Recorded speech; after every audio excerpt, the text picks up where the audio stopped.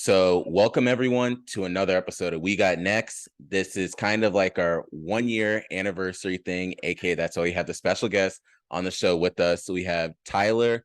Other people might know him as Nebula on Twitter, but we have Tyler from Safe Haven. So, welcome.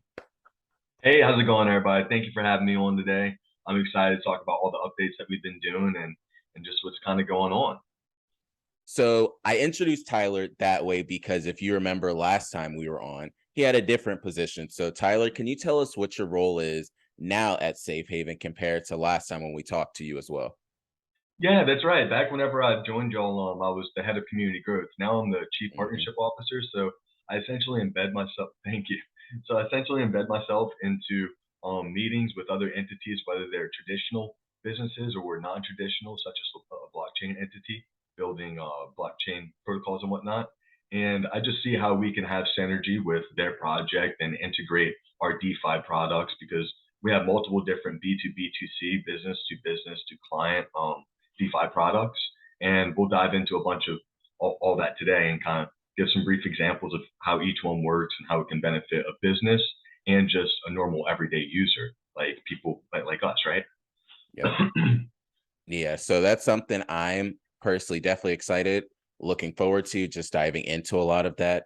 Also, since the last time we talked, there's been a lot of things that have happened with Safe Haven. So can you touch on a little bit of some of the things, and we'll dive into it deeper as we continue going forward?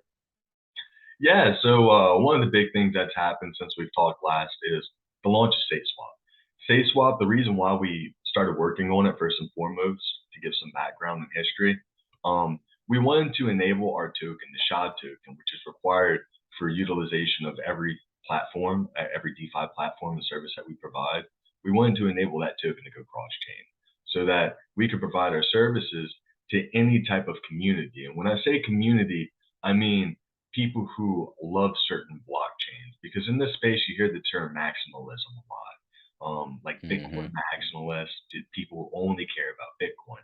So in other words, SafeSwap enabling us to get our token on another blockchain allows us to migrate the inheritee contracts, the smart contracts, to those blockchains in the futures, which will enable all the businesses and clients to establish their inheritee plans on those blockchains instead of VeChain. Because right now, currently, all of our smart contracts for inheritee and most of our products, they're on VeChain. So it requires VTHO to pay for signing the smart contracts and initiating all the clauses on the blockchain. So that's pretty much the biggest thing that we've been working on since we've talked last. And another thing that we're working on finalizing is the API integrations for Inheritee Mobile. Mm. And that's primarily going to start sometime next month. So it's really exciting that we're coming upon the integrations of the API for that.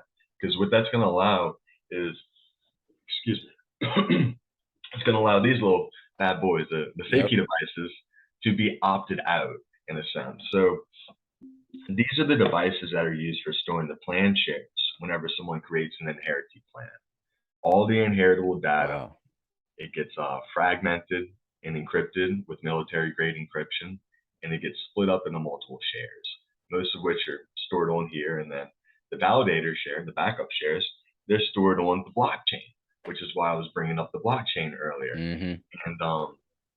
And yeah, so by incorporating SafeSwap into our ecosystem with Inheritee Mobile, not only is it going to allow people to choose which chain that they want their validator and backup shares to be on for their Inheritee plans, but it's also going to enable them to not have to use safety devices for every beneficiary or their merge authority.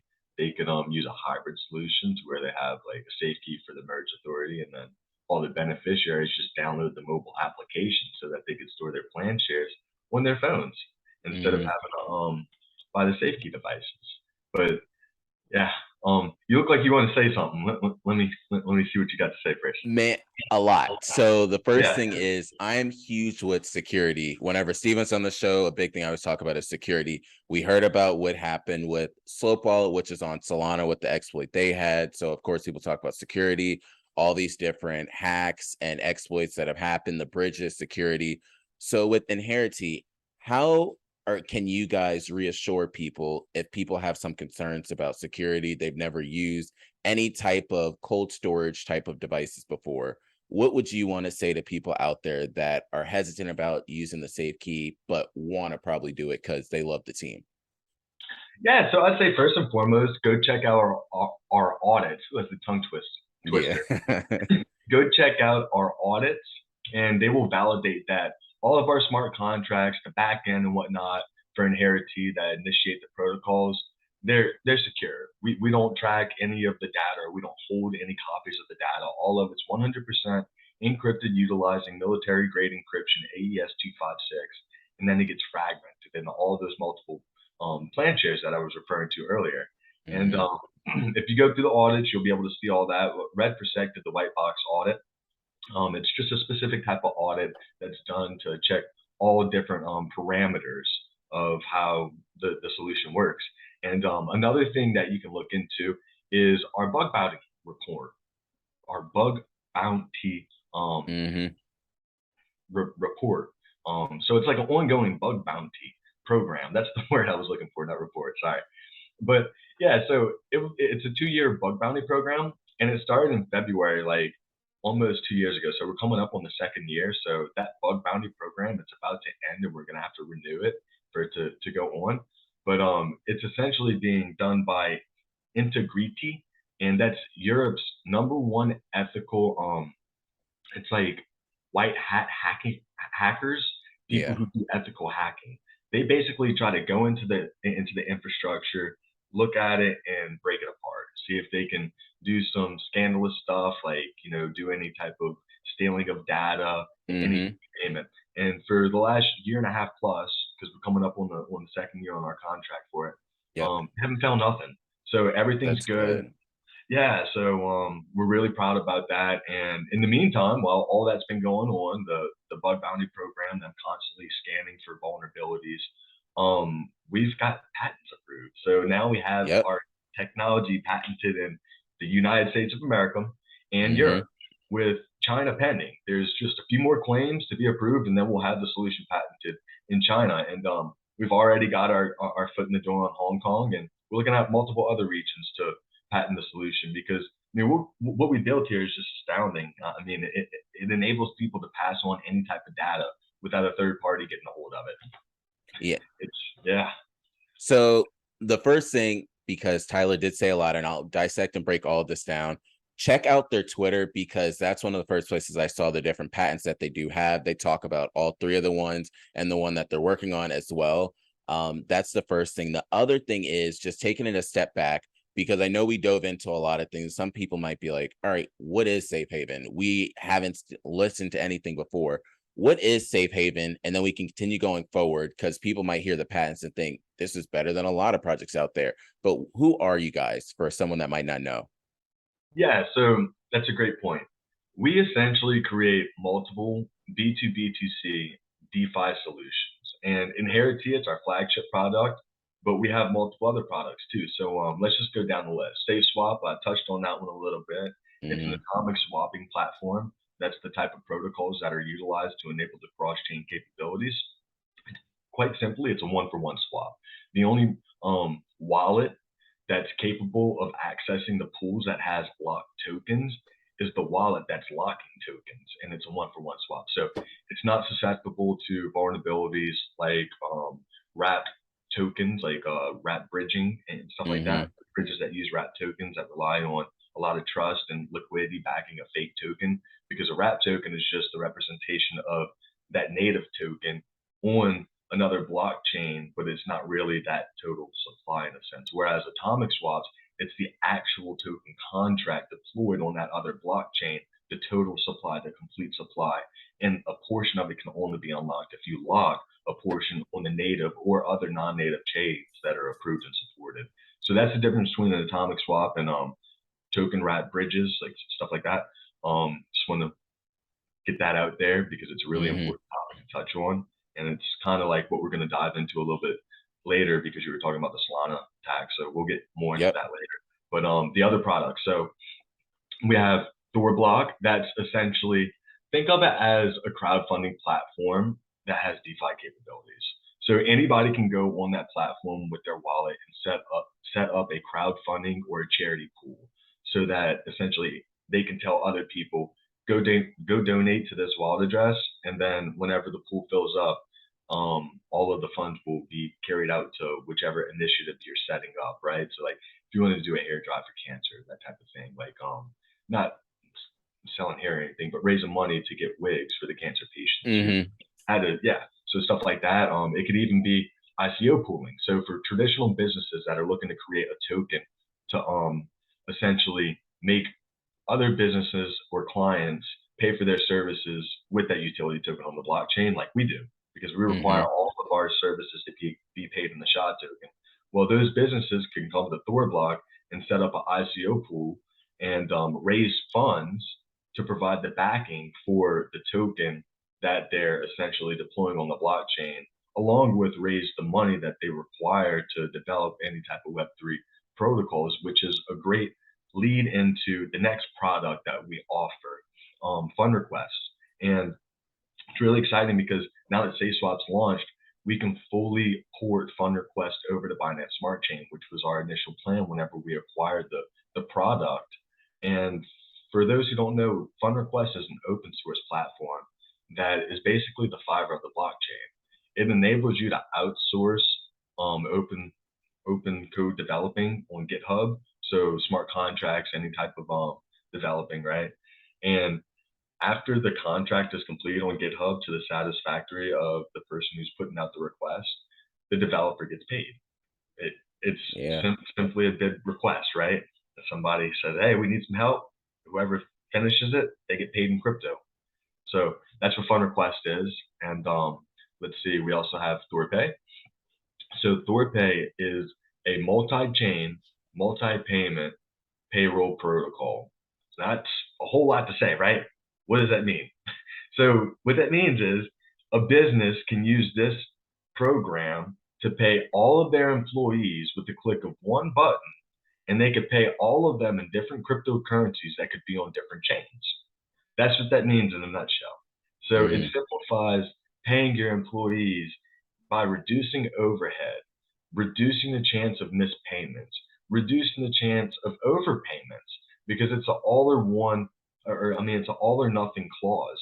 So whenever that button is clicked, the program essentially tries to do a test send in a sense in the back end of the platform. And when it notices that one of these wallet addresses are going to have a failed receive or a failed receipt, right? Like receiving it incorrectly because something's Mm-hmm. wrong with how they have their program set up with the tool that we provide. It's going to tell them, it's going to say, look, it's messed up here. So go in there, fix it. And then now try to send it. And then it's like, okay, there's no errors. You can send it. And then all Mm-hmm. approved.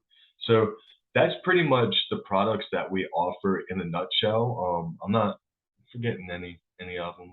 I mean, we've got some in the background that I can't really discuss right now because it's not out in the open, but we've been talking about it Secret alpha, here and y'all. there. Like it's real estate related though. So keep your eye Mm-hmm. out for our real estate relations with a project. We're essentially developing a platform for them that's enabling them to turn the real estate into NFTs on the blockchain to Mm. enable passive income generating capabilities with the NFTs.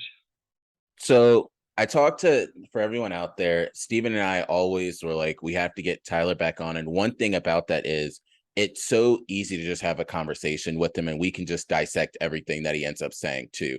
We're going to go back because the first one I want to talk about is SafeSwap. So some people might hear SafeSwap and think, oh, Uniswap, oh, SushiSwap. So can you explain to everyone out there the difference between the two? And for anyone out there that probably hasn't ever seen it or tried it, what it is, because I was able to end up seeing it. So shout out to the team for that and just seeing the back end things that you guys talk about with it. So just explain what SafeSwap is and the difference between those other swaps people see and hear with like decentralized exchanges. Yeah, it's a great point. I'm gonna dive right into it. So Uniswap, for example, that's a swapping platform that allows a client to swap one token for a completely other token. And what I mean by that is imagine swapping Safe Haven for a Bitcoin, for example. Mm-hmm. Completely different asset, right? And the way that that works is there's liquidity there's liquidity pools to where anybody can go on there and provide liquidity.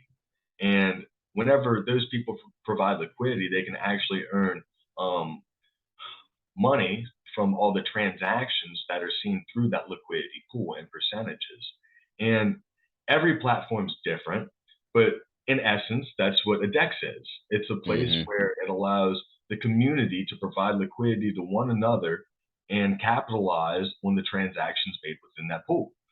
So our swapping platform, it's different. It's not a swapping platform that enables the public to go provide liquidity for all of these tokens and essentially capitalize on transaction fees. What our platform does is it enables projects to go cross chain by opening liquidity pools in a sense that are controlled by atomic swapping contracts that have their token deployed on all the other chains supported by our platform.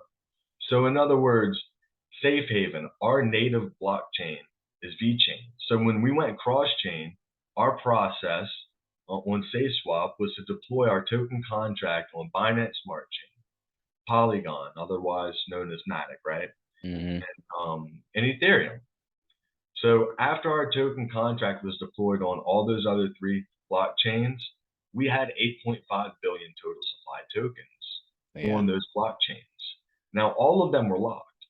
Nobody would be able to access them, so the total supply did not become diluted.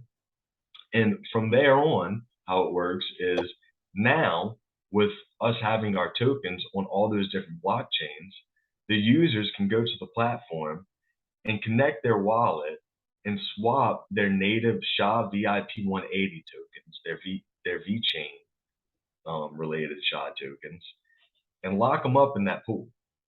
And then the platform, through the smart contract protocols, recognizes we have a user that's locking up tokens in one pool, and they've requested to unlock the same amount of tokens in one of the adjacent pools. Because you got to think of it as like a chain in a sense, right? Mm-hmm. Just like visualization, it helps you see it. So Exactly. then once these tokens get locked up, you can unlock them from here, here, or here, the same amounts. And it's a one-for-one swap. And now that user can go to inherity.com in our case for our ecosystem and why it's beneficial to us. And then choose which blockchain they want to create their plan on, which isn't possible now because we still have to do smart contract migration, but that's the next step. That's the future for us. And that's the difference between SafeSwap and Uniswap. Put plain and simple, Uniswap allows you to trade one liquid asset for another, while SafeSwap allows you to trade one asset that's located on one blockchain for the same asset that's located on a different blockchain.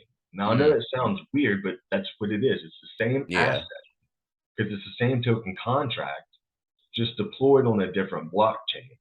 So that token is capable of utilizing all the utility protocols and being used for all of the Safe Haven product platforms, no matter which blockchain it's on, as long as it's the same token contract. And that's why it's beneficial to all of those other projects, because if they really do have products, which 99% of the projects building in blockchain don't really have a product, right? Mm-hmm. But if they really do have a product that they have to have their utility token utilized for it, and they want to expand to new blockchains to where they could provide those services on those blockchains, SafeSwap's their go-to. And it's more than Yeah. just providing product services. It's like enabling them to go to different dexes, different like PancakeSwap versus Uniswap, right? So Mm-hmm. different target audience. And now you can get new people in. But that's essentially my breakdown on the difference between the two. And No. one more thing on how like I can kind of help break down the barrier of what an atomic swap is. Imagine it like this: if you have a SHA VIP 180 token and you're trying to use that token on a different blockchain, it's not going to work because the shape doesn't fit. Go back to Mm-hmm. whenever we were kids and there was that little bitty contraption that had the star, the circle, the square, right? The Yep. diamond. Yeah. if you put the star in the circle, it's not going to work, right? Mm-hmm. So you got to take the star and then go swap it for the circle to where it could work. That's the easiest way to think about how all this is, and it's much safer because of the atomic swapping protocols, and you're not relying on the trust of multiple parties providing liquidity. Yeah. It's liquidity that's locked that can only be unlocked if the user locks their liquidity. Yep. So So two things with that, because that was an excellent example. Other thing is gas fees. Are there fees associated with this? Are they a lot or a little? Because people all know about Ethereum fees, but how are the fees with this? all right, so we've actually got a really, really cool aggregation system. It's more so an Oracle aggregation in a sense. Like it scans every single blockchain like every 10 seconds or so and essentially tells the platform what the going rate is for the gas. So it's constantly updating and it's constantly charging our clients the cheapest gas rates possible. And the way that it works between fluctuations is it depends on the blockchain. So Ethereum, for example, there's so many clauses that need to be approved and so much throughput that goes through approving blocks and getting them approved by miners and whatnot on the blockchain, right? That's why that one's so expensive. And Matic, that one's not as expensive because, I mean, the way that it works, for those who are wondering, is it processes transactions on the Matic, on the Polygon blockchain outside Mm-hmm. of the Ethereum network, out of the mainnet. Like that's why it's allowing it to be cheaper because it's not utilizing the throughput protocols that Ethereum does, right? And Binance Smart Chain, it's going to be a lot cheaper than Ethereum because they've just got a different infrastructure and the way that their blockchain works. And then VeChain with VTHO, it's even cheaper. So I guess what I'm trying to say is the gas fee is dependent on the blockchain that the client is utilizing, and we provide the cheapest gas routes possible because we don't really charge much extra fees. There's a whole article that we have that's written that explains how the fee setup works for SafeSwap. But in short, every time that there's a swap on our platform, a percentage of that extra fee, like around 40% or something like that, Mm-hmm. goes towards filling up the utility node reward pool. So every time a swap happens by clients on the platform, no matter who they're trying to swap an asset for, whether it's a SHA token going cross chain or Dorney going cross chain, one of our supported partners on there, or another partner that's getting announced really soon Uh-oh. with their That's token. the alpha guys. No, it's not them. It's not the ones that I was hitting back with you on. This is a different one. So they're actually a project that you're familiar with. It's going to be announced soon, but yeah, they're going to be supported on SafeSwap, so it's going to allow their project to go cross chain with those 4 different chains: Binance Smart Chain, Polygon, Ethereum, and then VeChain. And So this is why we love seeing just what Safe Haven's doing, especially during the bear market. There's so many things that I want to get to with Tyler and Safe Haven. The first thing, since we brought up alpha in that sense, we're not going to go deep into that, but I want to know, how has it been for you guys during this bear market? And then also, people don't want to call it a recession, but the tough times that are happening economically, you guys are able to fight through it and still build so many things. Whereas a lot of people, a lot of projects just kind of disappeared, aka like Luna and different things of that nature. How have you all been able to continue during this downtrend and continue to focus, build, create these partnerships, and have these announcements that are going to be coming up? Stay tuned on Safe Haven for the announcements. But how have you all been able to do this during these times? Um, so it's not our first rodeo. It's our second bear market that we've had to deal with. We've got our strategies. We kind of know when to hunker down and when to tighten up. But even before the bear market kicked in, we've told everybody we have enough funds to go on for the next 6, 7 years. So we still have enough funds to go on for a long time, around 5 to 6 years, and that's going to be increasing as we continue to provide services for people because the foundation is going to accrue money through the utilization on those platforms, right? So really what we do most is we stop hiring additional developers first and foremost. We hunker Mm-hmm. down, stick with our primary core developers that are focusing on inheritance extensions. And when I mean inheritance extensions, that involves Safe Swap in a sense, because Safe Swap is that extension that allows us to get our token cross chain. That involves inheritance mobile, because that's going to be the extension that allows all clients to establish plans without safe key. And then also enabling other wallet connectivity features for the Inherity platform to prepare us for that multi-chain experience when customers are going to be able to utilize Inherity plans on other blockchains after smart contract migration occurs. So that's pretty much what we focus on during downtimes in the economic status. Like whenever there's a bear market, we just hunker down, we continue focusing on developing, and we target more serious partners during these times. Mm-hmm. Now, I mean, I know there's probably some people who are watching this that are in our community are like, oh, well, they've been doing a lot of NFT partners and whatnot that are smaller. But in the background, we've had so many big partners that are about to start rolling out here. It just took so long to get everything squared away, because there's a lot going on with these entities. And the one that I'm primarily referring to, we've been working together for like over 7 months, 8 months now, and it's a Wow. really big entity. We've got some good ideas coming together that we're going to be promoting to their organization of plus 5 million people. But we're going to get into that in a little bit. Let's finish this topic. Yep. So Yeah. yeah, that's pretty much what we do. We pull back, hunker down, make sure that we don't have too many developers on payroll. That's not our core, honestly. That's smart. Um, because when it's the bear market, you have less utilization of platforms, and when there's less utilization of platforms, there's less revenue coming in. So you technically want to just focus on your primary core developments while that's happening until revenue picks up as far as coming in, and to where you can develop exterior ones. But when we started talking about what I was just mentioning a little while ago with that big partner, we can dive into the exciting stuff that's going to be coming up with the expansion for us. It's really exciting. It's going to enable a lot of stuff.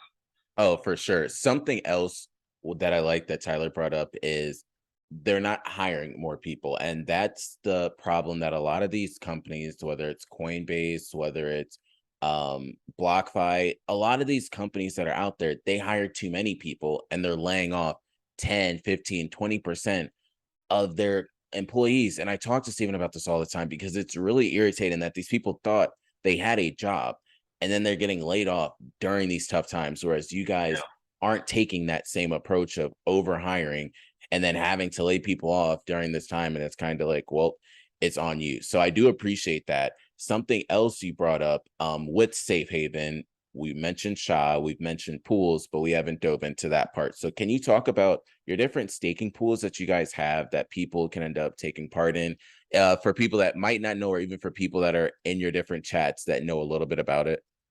Yeah, for sure. So we have an application called SafeNode, and actually our founder, Andy Demulemister, created it, and it's a really cool application. It allows you to link your wallet via Keystore, and after your wallet is linked to the application, it essentially reads and writes on the blockchain for your wallet. So you'll click the icons, and if you have enough SHA on your wallet to establish a node, then you could start at the connect node. It's 1 million SHA, and eventually work your way up to the higher node tiers if you desire to do that.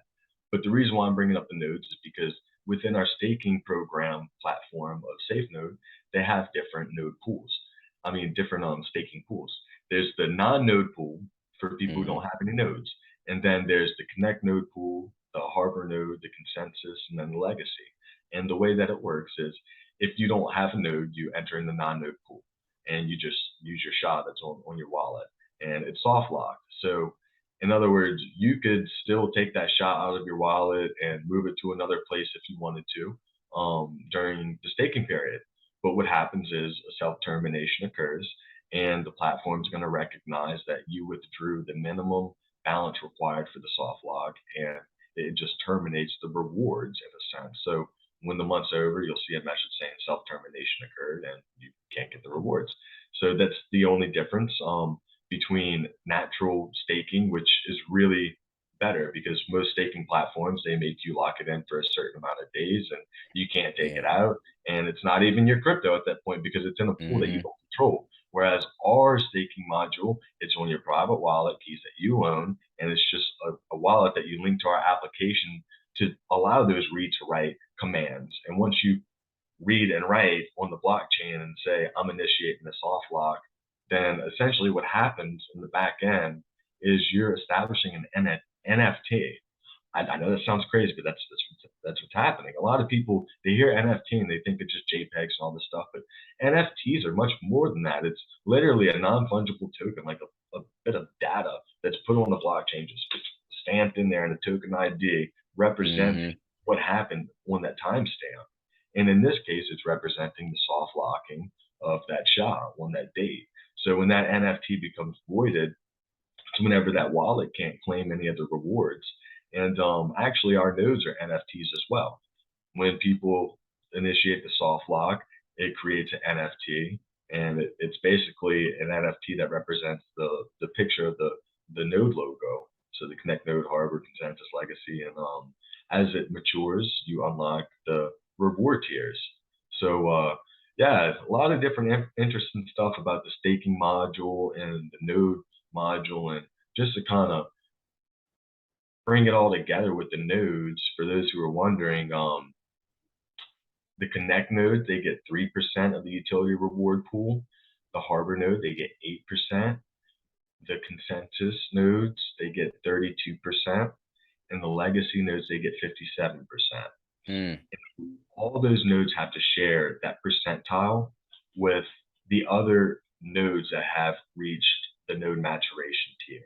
And the node maturation tier is on the 3 months tier. So after you have your node matured and it's been established, so like for a Connect node, you got to wait 30 days, and then it's a Connect node. Then it can start maturing for those 3 months.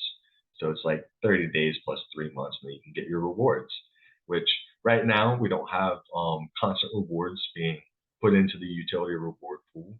But it goes back to what we were talking about earlier.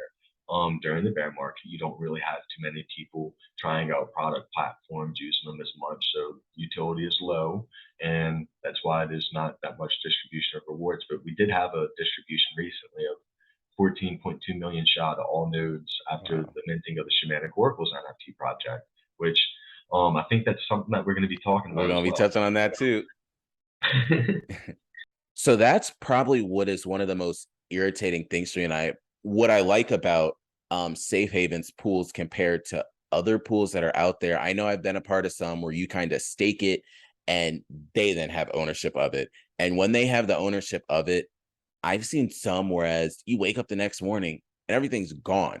Or even some with like Luna, I hate to keep bringing them up, but some people had a ton of money. When I say a ton, they were one of like the top 10 to 15 cryptos out there.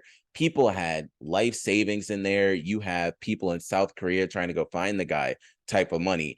And it wasn't theirs. It's just gone. So that's why I appreciate the staking pools that you all have, because people then still have access to it. It's not like they gave it away, or even on exchanges sometimes where it's locked up for 10, 15, 30 days because they need the liquidity and you can't get it out. Even if you try to reach out to them, it's stuck. So that is something I really do like about yours. And then we can kind of go into, I keep bringing up Luna, so we can talk about the exploits and like your thoughts. I know I mentioned it earlier, but what are your thoughts, one, in terms of the whole crypto sphere, when you hear about all these different scams, hacks, exploits that have happened, and you see new people wanting to get in, but then they see these things? How can you all like help ease the worry of certain people out there? And then we could segue that into what can Safe Haven do for you? yeah, so first and foremost, any project out there that needs to utilize cross-chain features, Safe Haven can provide those features through SafeSwap, through the supported chains that we have. And the addition of new supported chains is just a matter of funding. So if a project comes to us and says, hey, we want our token on another chain as well instead of these four chains, we tell them, Mm-hmm. well, it's pretty much this much money to get it together, to get the developers to there. So you could either pursue the cost yourself or party together with other projects. And if y'all all want to go on that chain, then y'all could split the cost and then we can add to the platform, stuff like that, right? So that's one of the biggest ways that we can help people avoid exploits. We can give them the most powerful military grade protocols that have been white box audited and validated and not like messed with or tampered or been attacked yet by anyone. Like no one's been able to do it. Which I'm not trying to like taunt somebody to go do it, but I mean, hey, go try, right? Yeah. Our stuff's secure. You can't get it. But yeah, that's the first thing, safe swap, the atomic swapping, and then the second thing, which honestly I should have said first, is the protection aspect, protecting those assets from going extinct with inheritee, allowing people to decentralize the retrieval process of getting those private keys to ensure that nobody will ever have access to that wallet besides the next of kin. So yeah, those are the two primary ways that people can avoid those exploits. And the last way that I could think of is look at our staking platform as an example and try to build yours or like theirs or like whoever we're talking about here, build their platform like that. Because another really cool thing, you could delete SafeNode from your phone after you set up the node or the staking position, and you can come back after the pool ends and then download the app, relink your wallet again, and you'll still see all your positions there and you can claim your rewards. So you can actually disconnect your whole wallet from the platform itself while the staking is still undergoing and while you still have a node active. So yeah, there's steps people can take, but at the end of the day, Christian, you know what it is? Pure laziness. People just don't want to take the time to do it. I mean, bro, we're talking about multiple years that we put into this organization's patents, trademarks. We got trademarks approved for inheritance now. So like that's it. People, they just don't want to take that extra step, and we're all about taking that extra step. And that's why our community gets pissed off at us sometimes, because sometimes it takes long to get things launched because audits and all this stuff. But man, it's part of it. And I hate to ramble on, but I'm just going to say it really quick. The biggest downfall of developing is the auditing. 9 times out of 10, developing the actual product, like the use case, the technology, the smart contracts, the Web 2 protocols merging with Web 3 hybrids, that's a piece in the cake, even though that sounds like Greek to most of y'all. But getting the auditing done, it's crazy. Like the company that we utilize, for example, because they're so good at what they do, they're the best in the space, Red4Set. Sometimes it takes anywhere between 2 to 4 weeks just to get an appointment with them. Just before they can start auditing. And then they'll audit for a good 1 to 3 months. Because they care that much about their name, their reputability, and your platform, but mostly their name and reputability. And those are the people that I like working with. And because you know it's going to be good. And then if you get something that comes back that they say, look, your platform's bulletproof, we love it, but we can't give it an A++, like a 100 out of 100, because we need to care about our reputability, and we're giving it a 97 out of 100 because your grammar in the smart contract isn't as short as possible. Like they even look at shit like that. Excuse my French. No, you can say whatever. But yeah, that's kind of what it is, man. In coding, when you shorten the code, it allows it to be read faster. So like in blockchain, when a smart contract is shorter, it's less clauses that needed, it's less throughput, it's less everything. So it's easier for it to be signed on the blockchain and be transacted and whatnot. So yeah, that's the type of stuff that these auditors like to do. They nitpick in those versions, in those little areas. Like if you used a word that was like, I'm trying to think of a good example, but my brain's like fried in that area right now of exampling. Like think of a humongous instead of big. There, good example. In the code, humongous is a long word. Big is a shorter word, but it means the same thing. So like in the coding world, that's better because it's less that needs to be read. So little things like that prolong the approval of audits and whatnot, and that's probably the hardest thing to deal with while building Web3 technology. And it kind of answers another question that you had earlier. how do you deal with bear markets? That's one of the Yeah. hardest to deal with in bear markets. That having to deal with the stress of that on top of things. Yep. Now you got to tell the community, hey, it's going to take a little bit longer, and you're in the bear market. So it's like, geez. Yeah. So I'm going to use this as a point to segue to NFTs and respond to what Tyler just said. And people don't really understand how long it takes from the developer standpoint to do everything, then to have it audited. Everybody in the community, whether it's NFTs or cryptos, they just want it yesterday. And that's not how it works. They can give it to you yesterday, but you're going to end up being SOL at the end of it. And you're going to end up not having anything, or you're going to complain that you got rugged or scammed or exploited. And you have to choose, what do you want? Do you want them to take their time and you have a quality A1 product?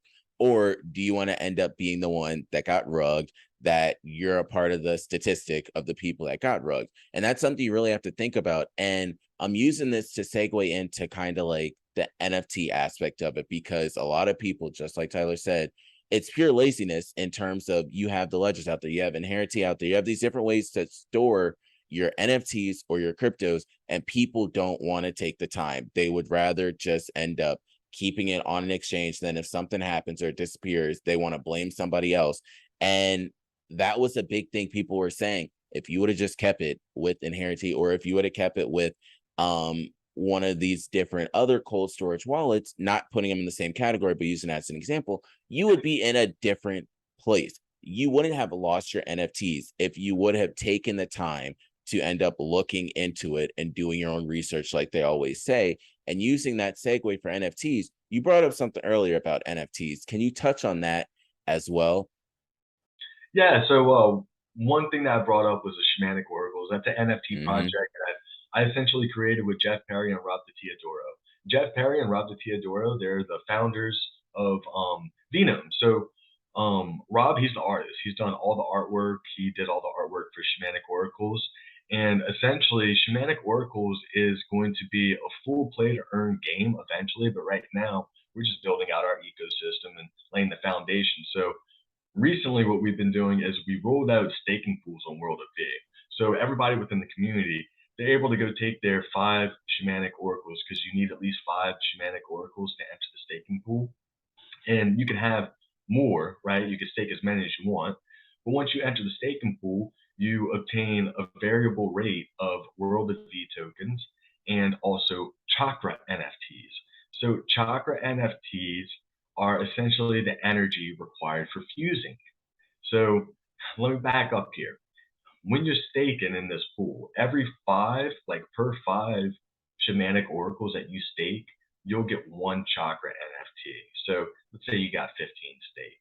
If you Mm-hmm. had all of your Shamanic Oracles staked by the time we had our first snapshot, which was like last week, last Monday, or no, this Monday. Well, the week's almost over, right? It, Yeah. so the Monday that passed, that was the first snapshot. Then the next snapshot is going to be the day before the pool closes, which is like about 8 days from now or so. So after we have all the snapshots, we'll take the accumulated list of wallet addresses and the total amount of Chakra NFTs deserved, and we'll mint the Chakra NFTs, because we haven't minted them yet, but we've got the metadata, we've got the video and all that stuff. So just click one button, do a batch mint, get all of them minted, send them to the people who deserve them, and essentially they're going to be waiting, and they're going to be waiting for us to open up the fusion rounds. So I have articles released on the Safe Haven website that explain Mm-hmm. the Shamanic Oracles project, like gives background information about the 10,000 NFTs in the first collection. It's 5,000 males, 5,000 females. They have so many different attributes, and each attribute actually has like abilities and stats. So it's not just a project that was just thrown together and just, Yep. art and all this stuff. No, there's going to be real utility. So when the fusions arise, people are going to be able to take a male and a male, burn them, and then fuse them together to make a stronger male, a fusion Wow. level 1. And then it goes up. It goes all the way up to level 5, and you just need more and more NFTs to fuse, and more Chakra NFTs to be burned. So it's like a process of time, and as you go through the leveling up of your characters, that's going to be eventually the time that we're going to be releasing some of the mini games and PvP games, and think of like Final Fantasy or Pokemon. That's Mm-hmm. the game mechanics in a sense. It's a simple 2D map or 2.5D map, and you have a left side of the battlefield, right side. So you'll be on like, the left side, that's all your 5 Shamanic Oracles. Every one of them have different abilities. So like if you have the Stone Hammer, when you hit someone, it deals X amount of damage and then stuns them for 2 turns at level 1. When you upgrade it, it stuns them for 3 turns. It deals more damage. So that's the layout of the game model.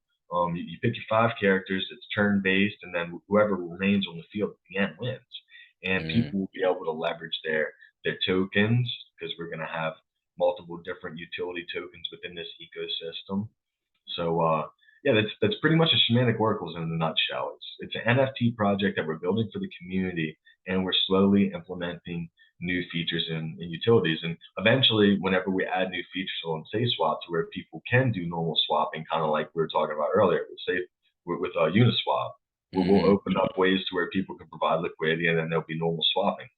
Then we'll also have the farming and staking section on SafeSwap to where Wow. people can lock um, SHA LP tokens. Like imagine you taking $100 worth of SHA tokens and $100 worth of VeChain, locking them in a pool, and now Mm-hmm. you get $200 worth of SHA BET LP tokens, and that's the token required to enter into the staking pool to unlock a special NFT for the Shamanic Oracles game. So we're gonna have so much stuff coming out and like evolving as we continue to build. But I just wanted to make sure that I touched on the Shamanic Oracles NFT project. And I'll say it like I said it from the beginning when we started this. It's an initiative for the community. We're not promising the world. It's not going to Yeah. be something that's going to be developed super fast, and it's just going to be developed slowly. And we're going to use it as a communal building process, right? And people were asking when we're going to start the game development. So let me just touch on that while I have the Mm-hmm. floor here. So the game development is primarily going to start whenever the Bulls come back. And reason being is because we set aside certain percentages of our minting fees to make this ecosystem work. We didn't take any of the money that was accumulated from the minting and put it in our pockets. We have all of it on the wallet still. Everybody can see the SHA, you know what I mean? All the money set aside. And it's percentage based to where some of that is going to be set aside for the game development, paying the gaming studio to make these games, right? And then some of the minting fees is going to be used for the developer who's making the smart contracts to enable the Web3 protocols within this game. And it's just spaced out, and all that's in the article that explains how the minting of it went down. So yeah, I just wanted to say basically, if you're in the community and you're really excited about the development of the game, just be patient and just keep staking your Shamanic Oracle NFTs, because it's free world of V for you. You're Yeah. accumulating chakra NFTs. You're preparing yourself for the next step when we open up fusions. And also, I don't know if I brought this up, but we had utility to the nodes with the Shamanic Oracles project. So it was about 20%, something like that. 14 million SHA went towards Wow. the node utility reward pool from the Shamanic Oracles NFT collection. So we've already delivered a lot of value to our community with the project already. Um, and we're just going to continue to do it. And the reason why I brought up the utility rewards is because the fusions, every time someone's going to fuse, they're going to have to pay a service fee in SHA. And a portion Mm-hmm. of that SHA goes towards paying the artist for constantly doing the new artwork of the new NFTs, right? But primarily paying the node utility reward pool. So as people fuse, nodes get paid. I Yep. wanted to make the ecosystem a product in itself, essentially. So like as there's certain service fees for things that happen inside the metaverse, whether it's even people playing against one another, like saying, I'm putting up $100 worth of SHA to kick your butt in this match, and the other dude doesn't do Mm-hmm. it. Well, guess what? A 0.5%, like $1, $1.50 is going to be going to the node pool. That's the type Exactly. of stuff I'm going to be looking to implement whenever all this comes around. So, I mean, it's going to be exciting. People are all going to be wanting it to come as soon as possible. I understand. I want it to come as soon as possible, but Yeah. that's not how things are going. So, Yep. So you brought up some things that I want to touch on. The first one is, where can, if people are interested in the Shamanic Oracles NFT, is there a place where people can pick it up, or how were people able to acquire these NFTs? Yeah, so you can pick them up on World of V and VC. We're also listed on VC. So if you have the VChain through a mobile wallet, that's the easiest way to gain access, in my opinion. It's less steps because most people, they like using this little thing right here we call the phone, right? Yep. Everybody loves the phone. So VChain through a mobile wallet, you download it. Once you create your wallet, you go to the Discover tab. It's the tab in the bottom left, like the second one. You'll see it. It looks like a bunch of squares, like 4 squares, the icon. You click it, and you'll just scroll through. You'll see all the dApps, the decentralized applications of these NFT projects. Look for World of V and VC, and click on those, connect your wallet, and then essentially go to the marketplace and pick out some NFTs that you like and obtain them, purchase them, bid on them, right? So like that's how it works in a nutshell. They've got the marketplace page where you can see all the ones listed for sale, and they're up for really good prices, to be honest. Wow. It's really, really low floor for the Shamanic Oracles right now. It's at around like 150 VChain. They were minting at around 750, 800 VChain. So Wow. got some really good deals there if anybody wants to Yeah. go scoop them up from people who have paper hands. So. Yep, you see. And someone I definitely respect in this space when it comes to NFTs is Tyler, because there's been different ones that are out there, whether it's NFTs or metaverse plays. I've listened to different spaces he's been on. And if you guys go back and listen, I want to make sure you guys go listen. I'm not even going to tell you, because when you hear it, you'll hear about all the alpha and all the knowledge that Tyler drops. Some well-known metaverse slash NFT plays he talked about in the beginning. For anyone out there that might know Vulcan, Tyler was one of the first to talk about them back in the day. So shout out goes to him. But so Tyler, let's say I have like 2-3 of the Shaman Oracles and I want to give it to my random grandkids down the line. How can I do that? And I don't trust myself to hold on to them. What services do you guys have that can hook up my grandkids when they end up coming around? That's a great question. So what you could do is you could set up a separate burner wallet that you'll never touch again, to where you can create it, put some NFTs on it, protect it with Inherity, and forget about it. That'd be the process in like a short little, explanation. But the long version, after you download that VChain Thor mobile wallet and you create your own wallet, make sure you write down those words. Don't show them to anybody. Then as soon as you get done writing down those words, you go over to inherity.com. You set up a Safe ID account. You basically input your email, you establish a password, and that's your Web 2 account to access our Web 3 protocols. That's the easiest way to explain it. So after you have your account, you go in there into Inherity, and then you set up your family circle plan. And you input all the critical data, even the general information like the plan name and details, the stuff that the beneficiaries will be able to see. And when I say plan details, I don't mean the inheritable data. There's a separate box for that. Plan details could be something like, hey kids, this Vulcan Forge inheritance plan, since you brought them up, has Vulcanites, it has this plot number, and it has these Troy seeds in it, like the Troy placeholder seeds, because their Troy metaverse is coming up, and I'm really excited about that actually. Got some seeds ready, and I've been sowing them. I'm waiting for 4 of them to finish right now. But yeah, that's what you would do, man. You tell well, the owner of the state, you're wanting to give them to your kids. You just make a new wallet. You put those keys inside that inheritance plan, and then you take the safe key devices after you establish the 6-digit PIN code.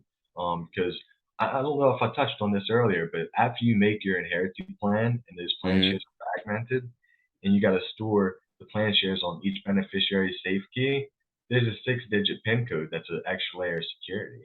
So all the other beneficiaries, they need to know that other beneficiary's PIN code just to unlock their plan share, right? So yeah, that's pretty much what you do. You just make a new wallet, protect it with Inherity, and then give the safe key devices to your beneficiaries. So Tyler, you told us about how we can do it if we have a Shaman Oracles, but let's just say we were hanging out with Paris Hilton and Snoop Dogg and them, and they were talking to us about Bored Ape Yacht Club, and they said never to sell this. Can you guys hook me up with how to end up holding on to this BAYC for a long time? Because they always have these 8 fests and stuff, and I want to make sure my kids can go to it. So how can you guys help? Yeah, I tell them it's pretty much the same exact process, just a different wallet. Because the Bored Ape Yacht Club NFT system, it's not on VeChain. VeChain through a mobile wallet is strictly for VeChain NFTs, which is what the NFT category type, like blockchain that we were just referring to. At least that's where the NFTs were originally and whatnot, which they are still, but they're migrating to Ethereum soon. Um, Hmm. yeah, so like it'd be the same process. I tell them you just take that wallet that's holding your Bored Ape Yacht Club NFT, which could be like a Ledger, like a SafePal wallet, or a MetaMask wallet, right? Just a different type of wallet provider, and protect those private keys with Inheritee, and then hand the safe keys to your beneficiaries. And when you pass away, they're gonna have to meet with the merge authority, plug in those devices, type in their PIN codes to unlock their plan shares off of those devices, and wait for the dead man switch to be bypassed, which we didn't talk about that earlier. That's Hmm. another layer of security. So let's say, when you croak, when you pass away and your kids go to try to unlock the Inheritee plan, um, everybody plugs in their keys with the merge authority.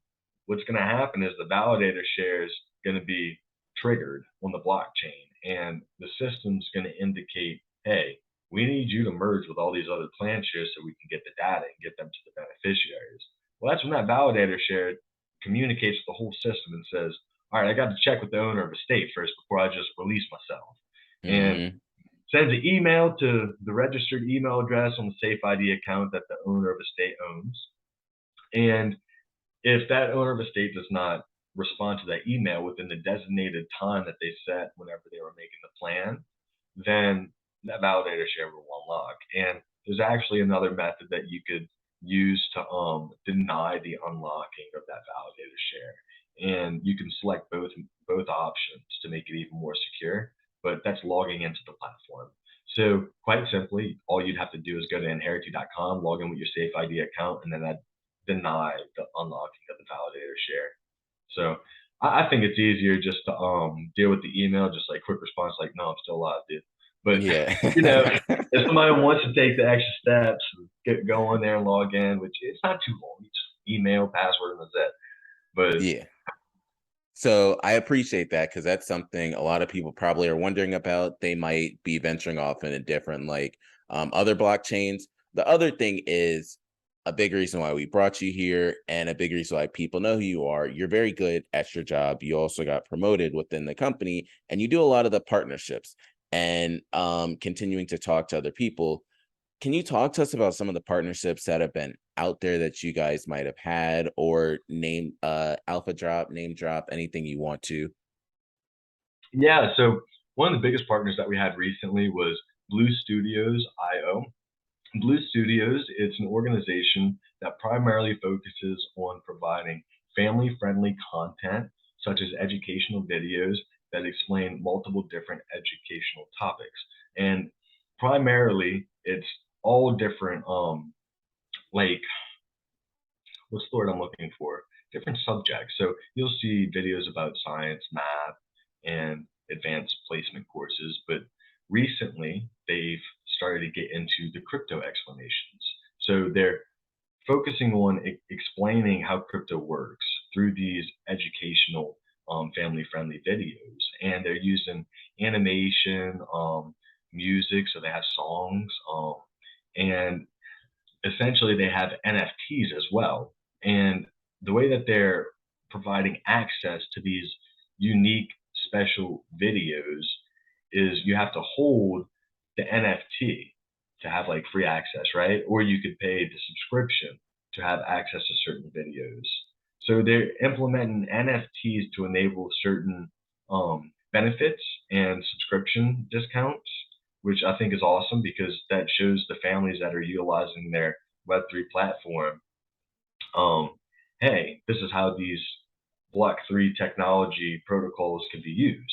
The non-fungible token, the token ID, since it's on my wallet, the system recognizes I have token ID, blah, blah, blah. So I get this service for free or a 10% discount. And Hmm. yeah, I just like that type of stuff. And one of the biggest things that we're doing with them is integrating Inheritee with their Walio have. So Walio is a wallet that they're creating. It's literally a family wallet. It's really interesting, man. I highly recommend to go check it out. It allows you to set up like 5 or more sub accounts within the wallet. So, and say you want to set it up because like you're the father, right? And then you want your wife to have like equal authority in the DAO, like voting rights, then you can set that up too. And then the other sub accounts, the children, you can make it to where their voting rights would be lesser. And then let's say little Billy sends a message through the chat part of the wallet and says, "Hey, mom, dad, Jessica or sister, whoever, whatever, right? I see this Bored Ape Yacht Club that's up. It's a steal of a deal. Someone just got angry because, like, I don't know, something went on in the community. They're being like crazy and selling it for cheap. I want to buy it. We've got enough ETH in the wallet, or we've got enough Matic, or whatever, right? And I want to take X amount out of it. If y'all all approve it, then I could just buy it right now." And then everybody votes.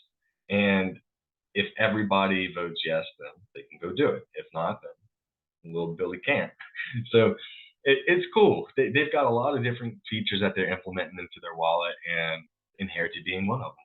So we'll be protecting everybody's wallets, everybody who utilizes the services, that is. But before I get into any alpha drops, did you have any questions about Blue Studios IO or like the services that they provide?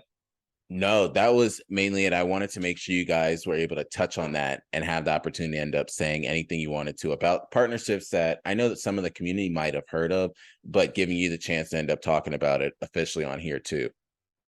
Yeah, so we've been having one that we've been working on for a really long time, and that we've been like talking about to the community, but we haven't released the name yet. And I'm not going to release it just yet, but I'll give some information about them. They've got more than 5 million different communities within their chapters. They've got hundreds of chapters scattered across the world, over 100 different continents.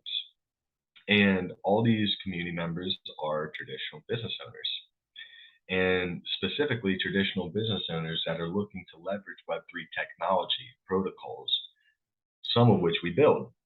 So when we make this partnership integration with the head of this umbrella of traditional business organizations, not only will we be providing services directly to the clients, like the client aspect, the owner of each one of those businesses, and directly to themselves, but also enabling those businesses, treating them as a business now, to apply for a decentralized finance application, white labeling, or integration setup. So in other words, they can reach out to us and ask us to integrate any one of our business products in their Web2 platform to enable Web3 features, or ask us to white label one of our solutions to where they call it, this is the Shift Movement Inheritance platform. Right? Yeah. So, yes, sir. So like that's what we're going to be doing, and it's exciting because it's more than 5 million different traditional businesses that are within their organization. So the potential of us integrating our products and then being used on a mass scale are increasing 10 times fold as the quarters pass on with each additional partner that we get, because this is just one partner. So we've got so much more coming. And yeah, I want to talk about the metaverse protection packages that we're kind of working with this partner. And this is we've kind of teased a little bit in the public already, so I could talk a little bit about the metaverse protection packages and whatnot. Did you have anything that you wanted to say though before I get into that? Nope. I'm gonna let you drop whatever you want to, so I'm not gonna get you in no type of trouble. All right. So the metaverse protection packages. Imagine you seeing a package that has everything that you need to dive into a metaverse and start earning passive income while knowing that you can protect all those digital assets with a decentralized inheritance plan, so that if you pass away unexpectedly, all of your kids or your next of kin, doesn't even have to be kids, it could be like a family friend, right? Gets those assets. Well, that's what we're offering. We're going to be offering a package that gives people 2 NFTs from a metaverse. It gives them enough SHA tokens to set up an inheritance plan, so 10,000 SHA tokens, 2 safe key devices, and also some value worth. We're leaning at towards around $100 worth, but that's not set in stone. Around $100 worth of the native cryptocurrency token that's in the metaverse being showcase sponsored. So that's what it is in a nutshell. I'm so freaking excited, man, because like just imagine it's going to be like a bigger box instead of this. That's crazy.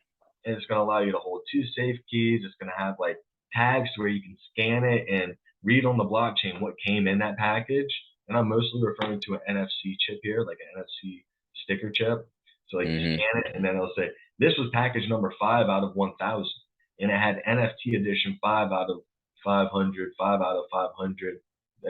I don't want to say why I just said 5 out of 500 because then that might reveal who the partner is that's going to be working with us on that. So I can't say that. But imagine having that package, 2 safe keys, 2 NFTs, enough SHA tokens to set up a decentralized inheritance plan, and some tokens in their metaverse so that you can start staking within and earning more with the NFTs. That's Perfect. What we got going on.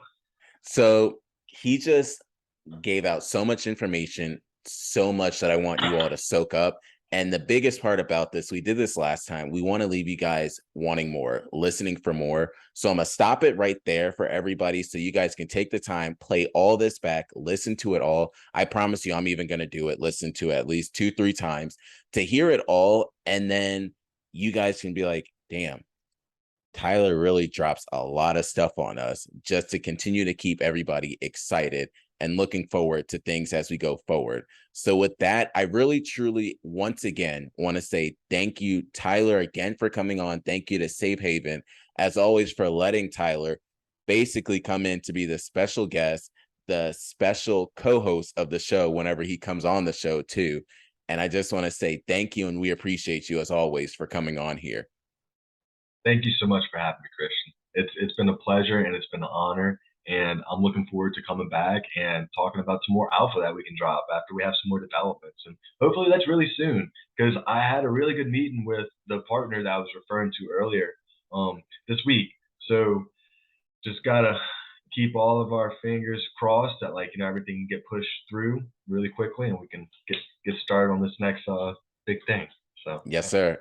So as always, Tyler and I always keep in contact and communicate, and he's one of the good people I've met in the space. There's a lot of negative and toxicity in the space. Tyler's one that I always just keep in contact with, check on. If I ever go out my way and just do things, I always come back to see, all right, what's Safe Haven doing? What's Tyler doing? Because seeing how much he's grown, I remember when I just saw, who the hell is Nebula Matrix? And then after that, just continuing to talk to him, continuing to see when he started at Safe Haven, continuing to see when he got promoted. It's just something that I'll always keep up with this, and we'll always just have him on the show. So I got to say shout out to you once again. And I appreciate the community that's going to listen, because they listen all the way through to hear everything. So I got to say kudos and shout out. And just in closing with everything, as always, Steven does a lot of his Penn State talk, so just keep in touch with that. Listen to that if you guys are interested in anything college football. He just did a question and answer. And I'm going to close with this one because a lot of people in crypto, you might have heard of him, but there's a person named From Broke to Bags, Scrooge, who just passed away. So that's something, yeah, we just found out about that today. So for anyone out there, we just wish the best to his family and friends. Don't ever like to close things on a negative note. So I'm going to say Tyler's the GOAT for all the information he ends up bringing out, as always. And we appreciate you guys all the time for just listening, tuning in. And Tyler, we appreciate you. With that, we out.